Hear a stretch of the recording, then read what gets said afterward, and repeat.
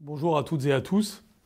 Bonjour aux élus du Rhône. Bonjour à vous toutes et vous tous qui vous réunissez aujourd'hui grâce au député Thomas Gassilou autour des grands enjeux de l'éducation.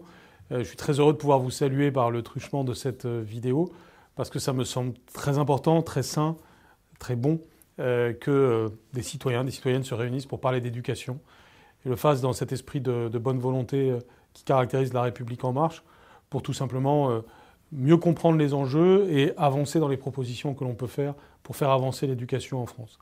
Je voudrais en quelques mots et comme façon de vous saluer et de vous remercier pour une telle réunion, résumer l'ensemble de la stratégie d'évolution de l'éducation que nous avons aujourd'hui, même si bien entendu ça ne peut être qu'une synthèse et qu'il faudrait des heures pour en parler. Mais en quelques mots, comme vous le savez, dans la lignée de ce que le président de la République a dit au moment de la campagne présidentielle, nous accordons la première des priorités à l'école primaire. Lire, écrire, compter, respecter autrui, c'est évidemment la base de tout le reste. Cela suppose une vision de l'école qui, sur ce sujet comme sur d'autres, dépasse des clivages qui ne servent à rien, des clivages stériles. Et cela commence dès l'école maternelle. À l'école maternelle, nous devons compenser les inégalités sociales grâce à l'importance du langage dans cette école maternelle, grâce à l'importance de l'épanouissement dans cette école maternelle. C'est le sens des assises de l'école maternelle qui auront lieu fin mars sous l'égide de Boris Cyrulnik et qui permettront de souligner à la fois l'enjeu d'épanouissement, d'attachement, de bonheur qu'il y a derrière l'école maternelle, parce que ce sont les premières années de la vie et qu'on a donc besoin de musique, de jeux, de renforcer toute cette dimension de l'école maternelle, qui donc souligneront cela, et en même temps, au service de cela, et grâce à cela, l'importance du langage, l'importance du vocabulaire, l'importance de tous ces éléments qui ensuite vont faire que l'enfant va prendre un bon départ au cours préparatoire.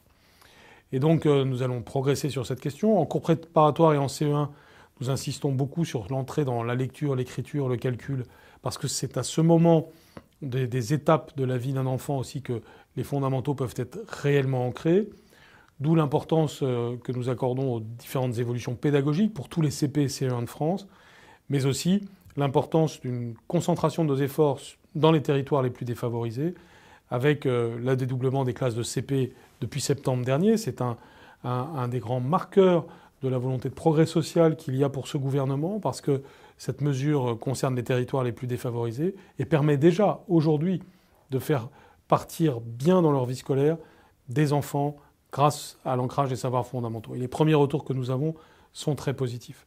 Derrière cela, c'est aussi un climat scolaire que nous créons, qui est un climat de confiance. Le mot par lequel j'essaye de tout résumer, c'est celui d'école de la confiance. Et cette école de la confiance, nous la devons aux élèves qui vont ainsi réussir à entrer avec une bonne approche à l'école. L'école primaire, c'est aussi l'école sur tous les territoires. Nous avons une politique volontariste pour l'école rurale, et ceci va signifier des contrats départementaux de ruralité dans tous les départements qui peuvent être concernés, de façon à avoir une école rurale qui rebondisse, qui soit innovante, qui soit attractive, qui contribue au renouveau de nos territoires ruraux, qui est aussi une grande priorité. L'école primaire est donc en train de connaître un développement, une nouvelle étape de sa vie extrêmement importante si l'on veut réussir le reste à l'école. Je considère comme étant ma deuxième priorité l'enseignement professionnel.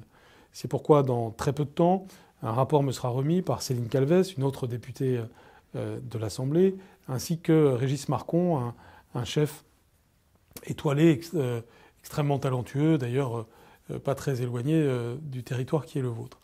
Leur rapport doit nous permettre d'avoir un nouveau rebond de l'enseignement professionnel, devenu attractif, correspondant aux thèmes du futur, comme la transition écologique, comme les grands enjeux du numérique, comme l'entrepreneuriat.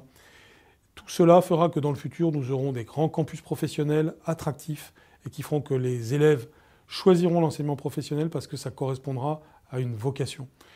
Nous y travaillons sous tous les aspects et c'est une dimension très importante. C'est important de souligner aussi que nous sommes en pleine réforme du baccalauréat. Vous avez sans doute vu dans les médias les différents enjeux. Le 14 février prochain, je présenterai cette réforme en Conseil des ministres pour bien indiquer ce qui aura été décidé en la matière qui va dans le sens d'une plus grande réussite des élèves, là aussi, parce que nous allons faire un baccalauréat utile et signifiant et significatif pour nos élèves, pour se préparer à ce qui se passe après le baccalauréat. Et j'insisterai dans cette réforme, comme pour l'école primaire, sur l'importance de la maîtrise du langage écrit et oral en français, d'où la place qui sera accordée notamment probablement à un oral important dans ce baccalauréat. L'école et le lycée entourent le collège, et le collège est évidemment aussi au centre de nos attentions. Là aussi, nous pourrions évoquer cela pendant des heures ensemble, si j'étais avec vous. La question du collège, c'est aussi la question de l'ancrage d'un socle commun de connaissances, de compétences et de culture pour tous nos élèves, l'acquisition renforcée des langues vivantes, mais c'est aussi la compensation des inégalités sociales, c'est le sens de la mesure devoir fait, qui est une réalité depuis novembre dernier et qui permet de faire les devoirs au collège pour tous les élèves et pour toutes les familles qui le demandent. Et là aussi, c'est un indicateur d'une évolution positive que nous pouvons souhaiter. À l'école, au collège, au lycée, l'école de la confiance se bâtit par un cercle vertueux, d'une confiance que nous devons nous faire les uns les autres. L'objectif que je vise, c'est une plus grande confiance de la société française dans son école pour enclencher ce cercle vertueux. Ça signifie un respect des professeurs, ça signifie une bonne communication entre tous les acteurs, une bonne relation entre les collectivités locales et l'État. Je suis évidemment très attentif à cela aussi. Et donc sur les très nombreux sujets concrets de la vie de l'éducation nationale, c'est cet état d'esprit qui nous anime. On sent des progrès dans cette atmosphère de confiance. Nous pouvons évidemment aller beaucoup plus loin. Nous le ferons grâce à vous, grâce à tous ceux qui se mobilisent pour l'éducation. Et donc merci d'être là ce soir. Très bon débat et j'espère à bientôt.